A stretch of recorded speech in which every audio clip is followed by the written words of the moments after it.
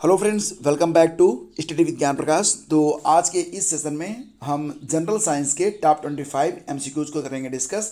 और आने वाली सभी प्रतियोगी परीक्षाओं के लिए ये प्रश्न बहुत ही इंपॉर्टेंट है। अगर आप UPPSC, UP triple SC, Bihar PCS, SSC, railway, इसके अलावा पुलिस भर्ती और कई सारी टीचिंग से संबंधित टीचर्स वैकेंसी, जो कि अभी कुछ वैकेंसी आने वाली हैं और कुछ आ भी चुकी हैं, तो सभी परीक्षाओं के लिए सेशन बहुत ही इंपॉर्टेंट है। और देखिए कि इन 25 प्रश्नों में, जो कि काफ़ी जो है मेहनत से सिलेक्ट किए गए हैं और ये मोस्ट इंपॉर्टेंट क्वेश्चंस हैं, इसमें से कितने प्रश्नों के उत्तर आपको पहले से पता हैं। तो आइए चेक करते हैं। पहला क्वेश्चन है, किस प्रसिद्ध वैज्ञानिक ने पहली बार आकाश में देखने के लिए दूरबीन का प्रयोग किया था? टेलीस्कोप का प्रयोग करने वाला पहला खगोल वैज्ञानिक कौन था? तो यहाँ पर देखिए आपका सही आंसर क्या हो जाएगा, ऑप्शन बी, गैलीलियो गैलीली। तो देखिए फ्रेंड्स, अगर जनक के बारे में बात कही जाएगी कि टेलीस्कोप को बनाया किसने था, तो इसका उत्तर ये नहीं होगा। देखो मैं आपको बता दूं कि 25 सितंबर 1608 में विश्व के प्रथम दूरबीन की खोज हॉलैंड के हैंस लिपरसे ने किया था। हैंस लिपरसे, ठीक है, तो ये भी आप याद रखना। और आपको ये बता दें यहाँ पर गैलीलियो गैलीली के बारे में, इन्हें आधुनिक खगोल शास्त्र के जनक के रूप में भी जाना जाता है। इन्होंने सन 1609 में पहली बार दूरबीन के सहारे खगोलीय अवलोकन किया था, यानी कि आकाश में झांका था। तो इस प्रश्न का सही जवाब ऑप्शन बी हुआ। फिर अगला क्वेश्चन है, भारत का पहला न्यूक्लियर टेस्ट किस नाम से जाना जाता है? भारत के 2 न्यूक्लियर टेस्ट परमाणु परीक्षण काफ़ी प्रसिद्ध हैं और एग्ज़ाम में इनसे संबंधित क्वेश्चन भी कई बार पूछे जाते हैं। जो पहला परमाणु परीक्षण था वो कब हुआ था? ये 1974 में हुआ था। और दूसरा कब हुआ था? 1998 में। तो 1974 में जो परमाणु परीक्षण किया गया था, तो 1974 में 18, देखो यहाँ पर 18 मई का दिन था। 18 मई 1974 में जो परमाणु परीक्षण हुआ उसका नाम दिया गया था स्माइलिंग बुद्धा, यानी कि मुस्कुराते हुए बुद्ध।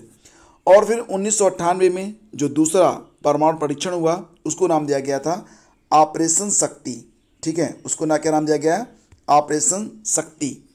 तो 11 मई 1998 को ये टेस्ट हुआ था और दोनों जो टेस्ट थे ये राजस्थान में किए गए थे, राजस्थान के पोखरण में। और क्रमशः इन्हें पोखरण प्रथम और पोखरण द्वितीय के नाम से भी बुलाया जाता है। तो दोनों के कूट नाम याद रखना। जो पहला परमाणु परीक्षण था पोखरण प्रथम का, उसमें जो कोड नेम था वो था स्माइलिंग बुद्धा, और जो दूसरा परमाणु परीक्षण किया गया उसका नाम था ऑपरेशन शक्ति। दोनों आपको याद रखना है। फिर अगला क्वेश्चन होगा, मोबाइल फ़ोन का आविष्कार किसने किया? Graham Bell, Martin Cooper, Charles Babbage, John Logie Baird. तो सही आंसर क्या हो जाएगा? Martin Cooper. देखो फ्रेंड्स, मोबाइल फ़ोन जो कि अब बहुत ही आम हो चुका है, तो ये हैं मार्टिन कूपर। और इन्होंने कब? 1973 में, 1973 में मोटरोला कंपनी के लिए जो पहला मोबाइल फ़ोन बनाया था, आप देख रहे हैं, इसका वेट था लगभग 2 किलोग्राम। तो दोनों में अब आप तुलना करें तो टेक्नोलॉजी कितने आगे पहुंच चुकी है। लेकिन कहते हैं ना कि शुरुआत तो मुश्किल होती ही है। तो ये जो पहला मोबाइल था जो कि 2 किलोग्राम का था, इसे 1973 में मोटरोला ने लॉन्च किया था और इस मोबाइल फ़ोन को बनाया गया था मार्टिन कूपर के द्वारा। याद रखना, काफ़ी इंटरेस्टिंग फैक्ट है, आपको वैसे भी याद रहेगा। फिर अगला क्वेश्चन है कि ब्लड का लिक्विड पार्ट क्या कहलाता है? ब्लड का जो लिक्विड पार्ट होता है वो कहा जाता है प्लाज्मा, ठीक है। अच्छा, प्लाज्मा में क्या क्या पाया जाता है? प्लाज्मा में एक तो आपका वाटर मिलेगा, आपको कुछ साल्ट भी पाए जाते हैं, इसके अलावा प्रोटीन भी आपको मिलेगा। इसमें प्लाज्मा में ही आपको प्रोटीन भी मिलेगा, शुगर भी मिलता है और फैट भी मिलता है। तो इन सभी चीज़ों का ये मिश्रण होता है प्लाज्मा। तो इसको आप याद रखना। मस्तिष्क का कौन सा भाग गेट कीपर कहलाता है? Gate keeper. तो देखो फ्रेंड्स, ये जो थैलामस होता है ये मस्तिष्क का गेट कीपर कहलाता है, ठीक है।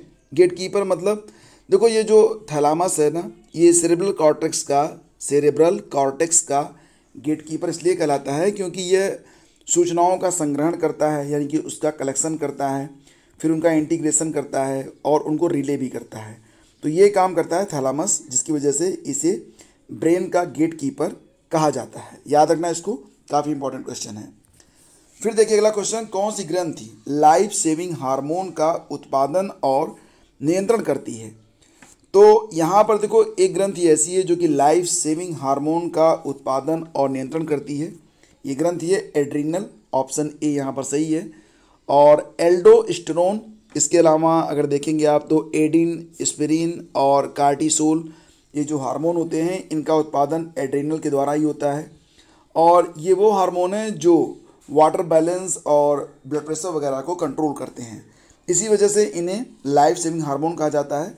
तो एड्रीनल ग्रंथि के द्वारा ही ये स्रावित होते हैं। हिंदी में स्रावित बोल दो तो लोगों को समझ में नहीं आता है। ये देखो ये क्वेश्चन काफ़ी इंपॉर्टेंट है, इसको ध्यान से देखना। लैक्रिमल ग्लैंड्स कहाँ पर स्थित होती है? तो लैक्रिमल ग्लैंड्स जो होता है ना फ्रेंड्स, ये कहाँ पर पाया जाता है? ऑप्शन ए, आँख में। ठीक है, आई आर्बिट इसे बोलते हैं।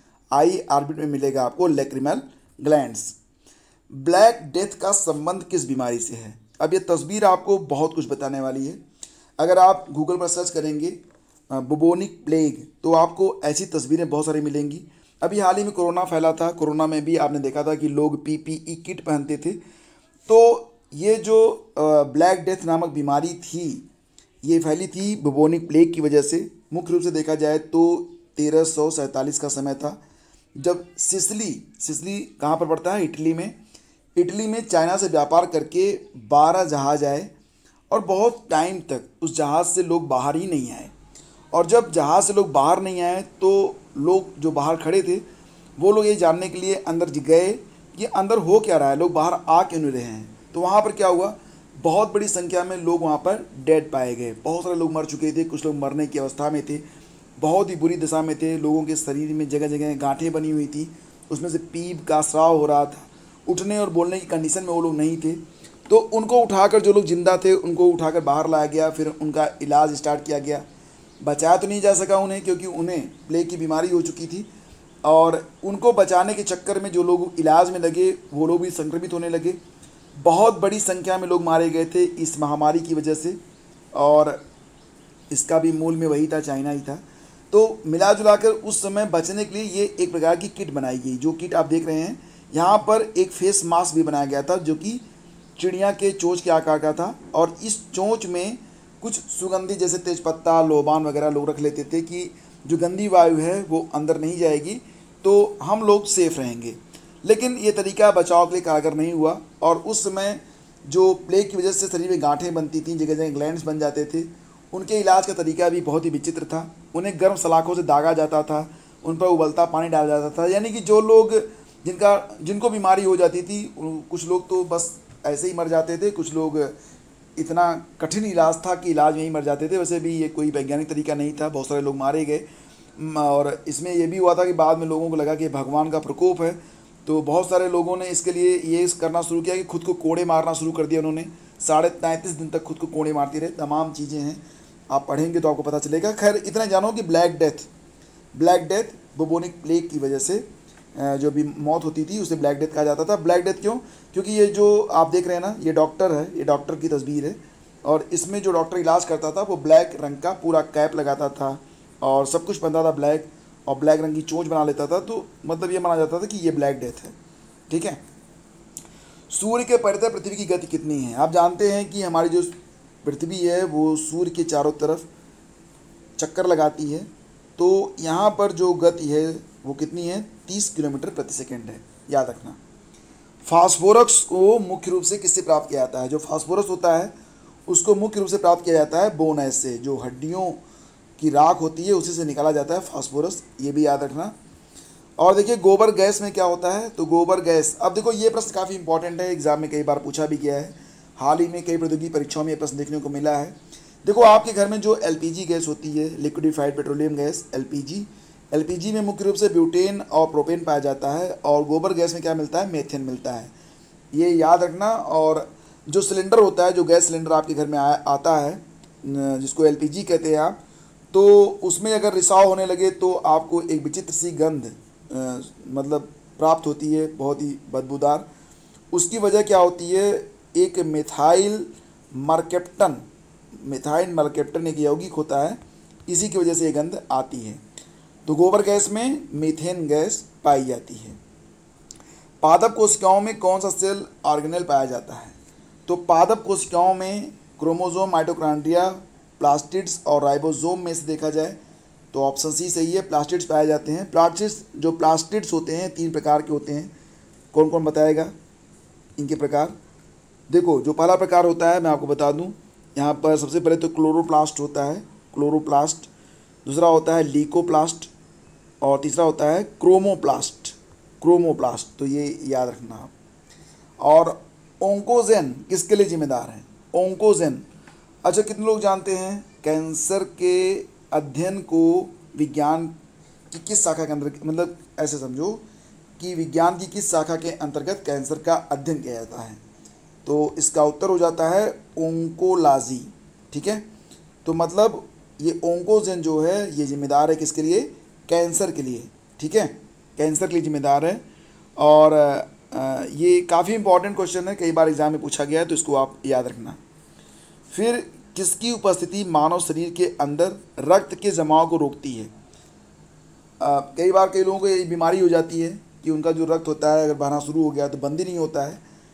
तो हेपेरिन नामक एक तत्व होता है, इसकी उपस्थिति से जो रक्त होता है वो जम ही नहीं पाता है। और हेपेरिन का जो स्रावण होता है शरीर में कौन प्रोड्यूस करता है? लीवर से निकलता है हेपेरिन। तो अगर ये अधिक हो गया तो ब्लड जमता नहीं है। तो ये काफ़ी इंपॉर्टेंट क्वेश्चन है, कई बार पूछा गया है। डायनामो का आविष्कार किसने किया था? कई बार ये भी प्रश्न आता है कि डायनामो का काम क्या होता है। डायनामो जो होता है वो जो यांत्रिक ऊर्जा है उसको विद्युत ऊर्जा में बदलने वाला एक यंत्र है। और डायनामो का आविष्कार किया गया था किसके द्वारा? माइकल फैराडे के द्वारा किया गया था। और यहाँ पर देखो गुटेनबर्ग का नाम आया है, तो गुटेनबर्ग ने बनाया था, क्या बनाया था गुटेनबर्ग ने बनाया था प्रिंटिंग प्रेस। मैकमिलन ने किसका आविष्कार किया था? मैकमिलन ने बाईसाइकिल का आविष्कार किया। और पास्कल ने क्या बनाया था? कैलकुलेटर। ठीक है, अम्ल वर्षा, एसिड रेन का कारण क्या है? आपने देखा होगा कि ताजमहल पीला पड़ रहा है, इसका कारण भी एसिड रेन को बताया जाता है, क्योंकि जो एसिड रेन होती है उसमें मुख्य रूप से H2SO4 सल्फ्यूरिक एसिड होता है। और इसी की वजह से वो ताजमहल की जो ऊपरी परत है जो कि संगमरमर से रिएक्शन करके उसको पीला कर रहा है। तो एसिड रेन, और इसको देखो ये जो फिनोमेना होता है इसको मार्बल कैंसर कहते हैं, ये भी याद रखना। मार्बल कैंसर मतलब मार्बल का पीला होना और ड्यू टू एसिड रेन, यानी कि H2SO4 की वजह से।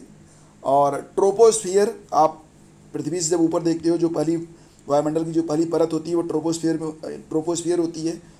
ट्रोपोस्फियर में तमाम गैसें पाई जाती हैं, और जब पानी बरसता है तो इन गैसों से क्या बनता है? इन गैसों से बन जाता है एसिड बन जाता है। और ये एसिड जो होता है धरती पर जब पर आती है तो इसे एसिड रेन कहते हैं। मुख्य रूप से नाइट्रस ऑक्साइड, इसको NO2, और सल्फर डाइऑक्साइड SO2, और H2O पानी, तो H2SO4 ये बना लेते हैं। तो ये होती है फिनोमेना एसिड रेन की, याद रखना इसको। रोशनी का अधिकतम वेग किस में होगा, किस माध्यम में होगा? आप जानते हैं कि लाइट को चलने के लिए किसी मीडियम की आवश्यकता नहीं होती है, यानी कि वैक्यूम में सबसे तेज़ गति से चलता है ये। और इसे अगर किसी ठोस से गुजारा जाए रोशनी को, लाइट को, तो काफ़ी तीव्र करने पर इसकी जो इंटेंसिटी है अगर उसको काफ़ी बढ़ाया जाए तब ये थोड़ा सा मूव कर पाती है। तो हीरे में सबसे कम होगा दिए गए जो यहाँ पर डेंसिटी के मुताबिक, और वैक्यूम में सबसे ज़्यादा रहेगा। इम्यूनोलॉजी के जनक कौन है? इम्यूनोलॉजी के जनक कौन माने जाते हैं? Edward Jenner. अच्छा ये बताओ कि एडवर्ड जेनर ने किस चीज़ का टीका बनाया था? स्मॉल पॉक्स का। स्मॉल पॉक्स का टीका बनाया था एडवर्ड जेनर ने, यानी कि स्मॉल पॉक्स के प्रति शरीर में इम्यून सिस्टम को इन्होंने स्ट्रॉन्ग किया था, जिसकी वजह से इन्हें इम्यूनोलॉजी का जनक कहा जाता है। लुई पास्चर ने रेबीज़ का टीका बनाया था। रॉबर्ट कोच, ये नाम बताओ रॉबर्ट कोच के बारे में। तो रॉबर्ट कोच को क्या कहा जाता है? Father of bacteriology. ठीक है, ये भी याद रखना। और ब्लड ग्रुप की खोज किसने की थी? लैंडस्टीनर ने की थी। विटामिन सी निम्नलिखित में से किस खनिज के अवशोषण में मदद करता है? तो जो विटामिन सी होता है यह किस खनिज के अवशोषण में मदद करता है? विटामिन सी को आप एस्कॉर्बिक एसिड भी कहते हैं, एस्कॉर्बिक एसिड, ये तो आप जानते ही हैं। और एक बात और भी कि विटामिन सी सिर्फ प्लांट में पाया जाता है, मतलब विटामिन सी को प्राप्त करना है आपको तो प्लांट से ही आपको मिलेगा। और स्कॉर्बिक एसिड की कमी हो जाती है तो स्कर्वी नामक एक रोग हो जाता है। तो ये आयरन के एब्जॉर्प्शन में मदद करता है। दूध को एक कंप्लीट फूड नहीं माना जाता है क्योंकि दूध में आपको जो है विटामिन सी और आयरन ये दो चीज़ें नहीं मिलती हैं, जिसकी वजह से दूध को कंप्लीट फूड नहीं माना जाता है। अमीबिक पेचिस ये जो होता है अमीबिक डिसेंट्री, ये किसके कारण होता है? तो याद रखना कि जो अमीबिक पेचिस होता है डिसेंट्री, ये एंड अमीबा हिस्टोरिका की वजह से होता है। तो ऑप्शन ए इसका सही है। रेडियो सक्रिय किरणों की माप किस यंत्र से की जाती है? रेडियो सक्रिय किरणों की जो माप होती है, इसको मापने के लिए जो यंत्र प्रयोग में लाया जाता है उसको क्या कहते हैं? उसको कहते हैं गीगर मूलर काउंटर। तो ऑप्शन सी इसका करेक्ट है। किस रोग का पता लगाने के लिए विडाल टेस्ट किया जाता है? तो ये जो विडाल टेस्ट होता है दोस्तों, ये किया जाता है टाइफाइड के लिए, ठीक है। तो टाइफाइड के लिए होता है। कई बार एग्जाम में आता है कि टाइफाइड में कौन सा अंग प्रभावित होता है? तो हमारी जो आंत होती है, इसी टाइफाइड में आंत हमारी प्रभावित रहती है, ये याद रखना आप। फिर कैंसर के उपचार में किस रेडियो सक्रिय तत्व का प्रयोग किया जाता है? तो जब कैंसर का उपचार किया जाता है तो उसमें कोबाल्ट-60 का प्रयोग किया जाता है, यानी कि इस प्रश्न का भी जवाब ऑप्शन सी है। ऑप्शन सी ऑप्शन ए कोबाल्ट-60 का प्रयोग जो है कैंसर के उपचार में किया जाता है। जर्मन सिल्वर में सिल्वर कितने % पाया जाता है? जर्मन सिल्वर में जो सिल्वर होता है वो कितने प्रतिशत पाया जाता है? सिल्वर को डिनोट करते हैं Ag से, आपको पता ही होगा। और जर्मन सिल्वर का जो कंपोजिशन है वो मैं आपको बता दूं, आपको उत्तर मिल जाएगा। जर्मन सिल्वर में मुख्य रूप से क्या मिलता है? कापर मिलता है, जिंक मिलता है और निकेल मिलता है, लेकिन Ag का बिल्कुल भी इसमें उपयोग नहीं है, तो मतलब इसमें 0% रहेगा। जर्मन सिल्वर में जो सिल्वर है वो बिल्कुल नहीं होता है। जर्मन सिल्वर जो है मुख्य रूप से कापर, जिंक और निकेल का मिश्रण है। फिर देखिए ये अंतिम प्रश्न है, भू स्थिर उपग्रह जियो स्टेशनरी सैटेलाइट की पृथ्वी तल से कितनी ऊंचाई होती है? तो जियो स्टेशनरी सैटेलाइट जो छोड़े जाते हैं, जो कि अब आप ये भी देखते होंगे कि भारत का जो उपग्रह होता है वो भारत के लिए काम करता है, चाइना का चाइना के लिए काम करता है। जो देश अपना उपग्रह छोड़ता है वो उसी देश के सापेक्ष काम करता है, यानी कि हमारी जो पृथ्वी की गति होती है उसी के सापेक्ष जब पृथ्वी घूमती है तो ये उपग्रह भी घूमते हैं। तो इससे क्या होता है कि ये उसी देश के ऊपर बने रहते हैं। इसी को कहा जाता है जियो स्टेशनरी सैटेलाइट। और ये जब छोड़े जाते हैं, लॉन्च किए जाते हैं, तो इनकी जो ऊंचाई होती है वो पृथ्वी से कितनी होती है? 36,000 किलोमीटर। तो ऑप्शन सी इसका बिल्कुल करेक्ट हो गया। तो फ्रेंड्स ये थे आज के प्रश्न और उम्मीद करता हूँ कि ये सेशन आपको अच्छा लगा होगा। और अगर अच्छा लगा है तो प्लीज़ इसे लाइक और शेयर भी आप लोग ज़रूर कीजिएगा। और इसी के साथ अब आपके लिए एक प्रश्न है। तो आपके जो प्रश्न है, प्रश्न ध्यान से सुनिएगा। यहाँ पर मैं उसको टाइप नहीं करवा पाया हूँ, तो बताता हूँ आपको प्रश्न क्या है। किस धातु को चाकू से, कौन सी ऐसी धातु है जिसे चाकू से आप आसानी से काट सकते हैं? आपके ऑप्शन है, पहला ऑप्शन है सोडियम, दूसरा ऑप्शन है मरकरी, तीसरा ऑप्शन हो जाएगा आपका कापर, चौथा ऑप्शन हो जाएगा आयरन। ठीक है, तो किस धातु को चाकू से आसानी से काटा जा सकता है? सोडियम, मरकरी, कापर और आयरन। तो इस प्रश्न का उत्तर आप लोग नीचे कमेंट करके ज़रूर बताइएगा।